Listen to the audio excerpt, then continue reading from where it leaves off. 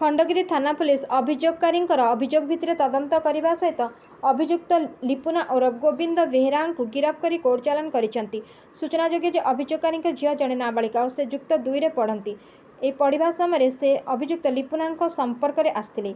एने पीड़िता परिवार जाना पर झील को बारण करने पढ़ापढ़ी जारी रखा कहते। यह घटना पर गत 15/2/2024 तारिख में अभियुक्त जनक नाबालिका पीड़िता नयापल्ली को डाकी पीड़िता सेठारे पहुंचवा पर अभियुक्त विवाह करने प्रवर्ताई एवं तांकर आईन संबंधी यथेष्ट ज्ञान थिबा सत्वे पीड़िता जड़े नाबालिका जानिबा परे मध्य तांको अपहरण कर प्रथमे पुरी पर अन्य अंचल में एकत्र रखिथिले। पुलिस विभिन्न दिगरे तदंत कर विश्वस्त सूत्रରୁ खबर पाई नाबालिका पीड़िता उद्धार करने सह आज अभियुक्त लिपुना को गिरफ्त कर थाना को डाकिथिले। उभय अभियुक्त नाबालिका पीड़िता डाक्तरी मायना करा जायथिला। तदंत समय लिपुना निजर अपराध स्वीकार करथिले। वर्तमान मामलार अधिक तदंत चालू रही। Bureau report 51 news agency.